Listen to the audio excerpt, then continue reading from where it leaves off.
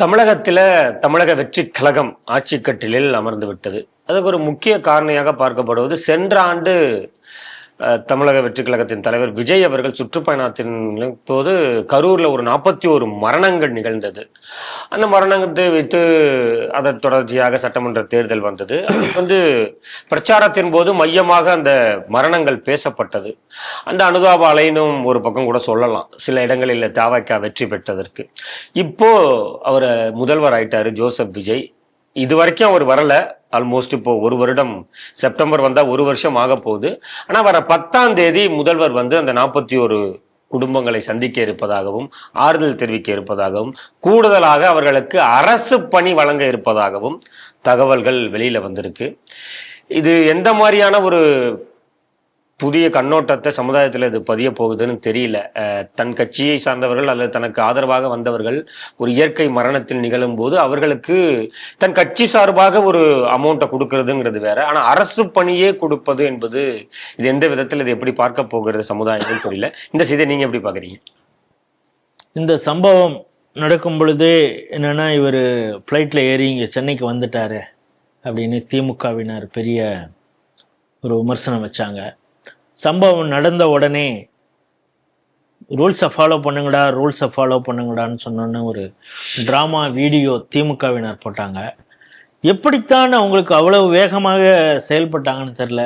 செந்தில் பாலாஜி உடனே அடிச்சு பிடிச்சிட்டு அப்படியே பாஞ்சு ஹாஸ்பிட்டலுக்கு போனதும், துபாய்க்கு போன ஒரு டிக்கெட்டை கேன்சல் பண்ணிட்டு வந்ததும் போஸ்ட்மார்டம் அவ்வளவு வேகமாக செய்யப்பட்டது. அர்த்த ராத்திரியில் ஃப்ளைட்டை பிடிச்சி உடனே திருச்சிக்கு முதல்வர் போனதும், இப்படியெல்லாம் நம்மளாம் மின்னல் வேகம் அப்படின்னு மின்னல் அப்படின்னு சொல்லுவோம். அந்த மின்னல் வேகத்தில் திமுக செயல்பட்டுருக்கு.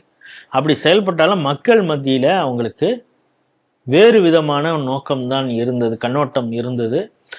இது ஒரு விதமான கொலை அப்படிங்கிறது மாதிரிலாம் திருச்சி வேலுசாமி போன்றவர்கள் இது திட்டமிட்ட கொலை அப்படின்லாம் நம்ம ஸ்ரீ டிவிக்கே கொடுத்த நேர்காணலில் கூட அவர் சொன்னார் அப்படிங்கிறது. இப்போ நேற்று இணைப்பு விழா, அதாவது விஜயபாஸ்கர், எம்ஆர் விஜயபாஸ்கர் இவங்கெல்லாம் சேர்ந்தும் பொழுது ஆதவ அர்ஜுனா எங்களுக்கு கரூரில் ஒரு பாக்கி இருக்குது நாங்கள் செய்ய வேண்டியது அப்படின்னு. அது எதை அவர் சொல்கிறான்னு தெரில. ஒன்று, அந்த சம்பவம், அதற்கு காரணமானவர்களை நாங்கள் தண்டனை பெற்றுத்தரணும் அப்படிங்கிறப்ப அவர் ஒரு நேரடியாகவே இது ஒரு கொலை, இந்த கொலையை நிகழ்த்தியது திமுக அப்படிங்கிற துணியில் அவர் பேசியிருக்காரு. சிபிஐ வசம் கேஸ் இருக்குது, அவங்க விசாரணை செய்து கொண்டு இருக்கிறார்கள். இந்த நேரத்தில் திமுகவின் மீது நேரடியாக இப்படி குற்றச்சாட்டு வைத்து விட்டார் அப்படின்னு சொல்லி அவர் மீது வழக்கு சுப்ரீம் கோர்ட்டில் தொடுப்பதற்கு திமுக இப்பொழுது தயாராகி கொண்டு இருக்கிறதுங்கிறது இன்னைக்கு காலையில் வந்த செய்தி.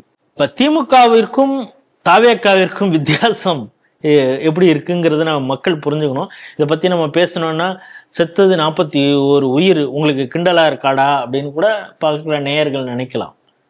இப்போ அதில் பார்த்தீங்கன்னா 67 பேர் இறந்து போனாங்க. கள்ளச்சாராயத்தில் 10 லட்சம் கொடுத்து ஜோலியை முடிச்சிட்டாங்க.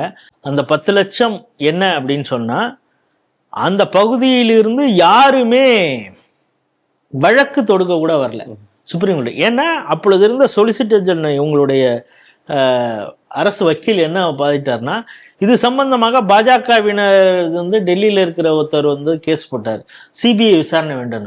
சிபிஐ விசாரணை கொடுக்கக்கூடாது அப்படிங்கிறதுக்காக தமிழக அரசு சார்பாக வாதிட்ட அந்த ராமன் என்ன சொன்னார்னா, அந்த இடத்துல இருந்து யாராவது கேஸ் போட்டானா, பாதிக்கப்பட்டவன் எவனாவது கேஸ் போட்டானா அப்படின்னா எப்படி போடுவான்? நீங்க தான் 10 லட்சம் ரூபாய் எல்லாருக்கும் கொடுத்துட்டீங்க. ஒரு கட்டத்துக்கு அப்புறம் இங்க விழுப்புரத்துல நடந்த மரக்காணா அந்த இதெல்லாம் அவனுக்கும் குடும்பம் இருக்கணும், காய்ச்சினவனுக்கும் 50,000 ரூபாய் கொடுத்த அந்த காமெடியெல்லாம் நடந்தது. இது திமுக. இப்பொழுது ஒரு நடிகர் கம் அரசியல்வாதி ஒரு ஊருக்கு வரார், பல லட்சக்கணக்கான பேர் வராங்க. ஒரு சம்பவம் நடந்தது, ஒரு துயர சம்பவம் தான். ஒன்றும் துயரம்னா அந்த வீடியோலாம் பார்க்குறப்ப நமக்கே மனசு ரொம்ப ஒடிஞ்சு போயிட்டோம். என்னன்னா, அவரை நான் பார்த்துட்டேன், என் பிள்ளை பறி கொடுத்தா கூட எனக்கு கவலை இல்லைன்னு பல பேர் பேசின அந்த கூத்து, அந்த கொடுமையெல்லாம் நம்ம பார்த்துருக்கோம். அப்படி பேசினவங்கள சோசியல் மீடியாவில் பல பேரும் ரொம்ப தப்பாலாம் எழுதுனாங்க. அந்த அளவுக்கு நாம போல. ஆனால் இப்படிப்பட்ட ஒரு மனப்போக்கு அவங்களுக்கு இருந்திருக்குங்கிறத நம்மளா புரிஞ்சுக்கும்போது, அந்த பாதிக்கப்பட்ட குடும்பத்தை பனையூர்ல வர வச்சு ஒர்க் ஃப்ரம் ஹோம் அப்படின்னு சொல்லி அவர் எல்லாரும் நாங்கள் கிண்டல் பண்ணாங்க. ஒரு பனையூர் அலுவலகத்துக்கு வர வச்சு, வீட்டுக்கு வர வச்சு அவங்கள பார்த்து அவங்களுக்கு காம்பன்சேஷன் அப்பொழுதே 20 லட்சம் ரூபா கொடுத்தாருன்னு நினைக்கிறேன். முடிஞ்சிருச்சுல்ல. அதுக்கப்புறம் நீங்க வந்து போய் அவங்க குடும்பத்தை அவங்க எல்லாரையுமே வர வச்சு நீங்க பார்த்துட்டீங்க. ஒரு சில பேர் வரலன்னா அவங்க போய் நேர்ல போய் பாருங்க இப்போ ஆட்சிக்கு வந்துருச்சுன்னு. ஆனா அவர்களுக்கு அரசு உத்தியோகம் கொடுப்பதற்கு என்ன இருக்குன்னு கேட்கிறேன்.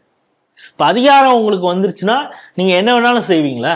இப்ப அவன் வருஷ கணக்கா ப்ரிப்பேர் பண்ணிட்டு இருக்கான் சார், எக்ஸாம் எழுதிட்டு இருக்கான் சார். எக்ஸாம் எழுதிட்டு டிஎன்பிஎஸ்சில எக்ஸாம் எழுதிட்டு 8 மாசம் 9 மாசம்னு ரிசல்ட்டுக்காக வெயிட் பண்ணிட்டு இருக்கான் சார். அவன்லாம் என்னைக்கு வேலைக்கு போவான்? நீங்க எல்லாத்துக்கும் இது மாதிரி கள்ளச்சாராயம் குடிச்சவங்க குடும்பத்துல தாலி எடுத்தாங்கன்னா அவங்களுக்கு வேலை, இது மாதிரி நடந்த ஒரு துயர சம்பவத்துக்கு நடந்து சார் இப்போ என்னன்னா அப்படின்னா டெய்லி ஒரு ஆக்சிடென்ட் நடக்குது. ஆக்சிடென்ட் நடந்தா ஒரு குடும்பத்துடைய பிரெட் வின்னர்னு சொல்லக்கூடிய ஒரு 45 வயசு மதிக்கத்துக்கு ஒருத்தர் இருக்காரு. அவருக்கு இன்னும் வந்து 15 வருஷம் சர்வீஸ் இருக்கு. அவர் ஆக்சிடென்ட்ல இறந்து போறாரு. ஆக்சிடென்ட்ல இறந்து போனா நீங்க என்ன காம்பன்சேஷன் கொடுக்கணும்? 3 லட்சம் தானே. அவர் வேலை கவர்மெண்ட் எம்ப்ளாயா இருந்தா அதுக்கு அவர் ஏதாவது இன்சூரன்ஸ் பண்ணாருன்னா அந்த ஒரு இது வரலாம். இப்ப அந்த குடும்பத்துக்கு நீங்க ஒரு அரசு உத்தியோகம் கொடுப்ப, ஒரு ஆக்சிடென்ட் நடந்தா அந்த குடும்பத்துல இருந்து இருக்கிறவங்களுக்கு ஒரு அரசு உத்தியோகம் போட்டு கொடுப்பீங்களா? கொடுத்துருக்கீங்களா? எனக்கு புரியல. இப்ப இது போல இந்த 41 குடும்பத்துக்கும் அரசு உத்தியோகங்கிறது இது எந்த வகையில நியாயம் அப்படின்னு தெரியல. அந்த குடும்பம் பாதிக்கப்பட்டிருக்குது. அவங்க குடும்பத்துக்கு நீங்க பினான்சியலா என்ன அசிஸ்டன்ட் வேணாலும் பண்ணுங்க. ஆல்ரெடி நீங்க உங்களுடைய காசை கட்சி நிதியாக 20 லட்சம் ரூபாய் எடுத்து கொடுத்துருக்கீங்க ஒரு குடும்பத்துக்கும். அது பத்தலன்னு நினைக்கிறீங்களா? அப்படின்னா என்னன்னா அந்த உயிர் பலியில தான் நீங்க மீண்டும் ஆட்சிக்கு வந்துட்டோம் அப்படின்னு நினைக்கிறீங்களா? என்ன சொல்ல வரீங்க? ஏற்கனவே ஒரு காம்பன்சேஷன் கொடுத்துட்டீங்க. இப்ப கவர்மெண்ட் சார்பா ஒரு 10 லட்ச ரூபா கொடுக்கறதுனா கொடுங்க. கவர்மெண்ட் உத்தியோகம் கொடுப்பதற்கு என்ன இருக்கு அப்படிங்கிறது எனக்கு புரியல. இதுல வந்து பிஏஎல் யாராவது போடுவாங்களா?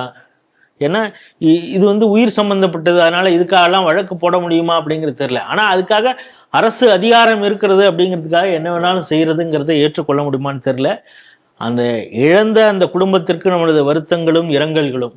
ஆனா அவங்களுக்கு பினான்சியல் ஹெல்ப் என்ன வேணாலும் பண்ணுங்க. இது போல பண்ணா நாளைக்கு எது நடந்தாலும் இதே போலதான் எல்லாரும் மக்கள் எதிர்பார்க்க ஆரம்பிச்சாங்க. இது தவறான முன்னுதாரணமாக இருக்கும். மருத்துவமனைகள்லயே முறையற்ற தவறான சிகிச்சையினால் உயிர் பலி ஆயிடுது. அந்த மக்கள் கோரிக்கையும் என்னவா இருக்குன்னா ஒரு அரசு வேலை வேணும் அப்படின்னு தான் கேட்கறாங்க. துப்புரவு தொழிலாளர்கள் ஏதோ ஒரு விஷயத்துல விஷவாயு தாக்கி மரணிச்சிடுறாங்க. அந்த குடும்பத்தை சேர்ந்தவர்களும் வந்து என்ன கேட்கறாங்கன்னா ஒரு அரசு வேலை வேணும்னு தான் கேட்கறாங்க. அதை வந்து ஒரு ட்ரெண்டிங்காவே அதை கொண்டு வந்து இந்த துப்புரவு அவங்க வேலை செய்யும் பொழுது மரணிக்கிறாங்க. அதை கூட நம்மளால புரிஞ்சுக்க முடியுது. அவங்க படிச்ச லெவலுக்கு ஏதோ ஒரு சின்ன வேலை போட்டு கொடுக்கறதுல கூட மாற்று கருத்து இல்லை. அவங்க பாவம் நமக்காக வேலை செஞ்சாங்க. வேலை செய்யும் பொழுது இறக்கும் பொழுதுங்கிறது அவங்களுக்கு காம்பன்சேஷன் கருணை அடிப்படையில கொடுக்கறத கூட ஏற்றுக்க முடியுது. கண்டிப்பா நீ ஒன்ன பார்க்க வந்தவங்க ஏதோ ஒண்ணு இதுக்காக இறந்து போயிட்டாங்கிறதுக்காக நீ இப்போ ஒரு சினிமாவுக்கு படம் ஒண்ணு ரிலீஸ் ஆகுது, கடன்னு எல்லாரும் வந்து முட்டி மோதிக்கிட்டு இது இருக்கலாம். அதுல மூச்சு திணறி 4 பேர் செத்து போயிடுறான். அவனுக்கு கவர்மெண்ட் உத்தியோகம் போட்டு கொடுப்பியா? கேட்கறதுக்கு வாய்ப்பு இருக்கு. இல்ல இப்படிதான் நடக்கும். நல்ல வேலை சொன்னா எங்க ரிலீஸ் ஆகல. இப்ப நான் எதுக்கு சொல்றேன், இப்படி எல்லாம் இருக்கு. ஏன்னா பல தியேட்டர்களே இதெல்லாம் பிடிச்சி கிழிச்சவங்க, அடிச்சு உடைச்சவங்க. அப்ப அதுக்கு காம்பன்சேஷன் இவர் கொடுப்பாரா? எனக்கு புரியல. இது வந்து ஒரு தவறான முன்னுதாரணமாக ஆகும் அப்படிங்கிறது தான் நம்முடைய பார்வை.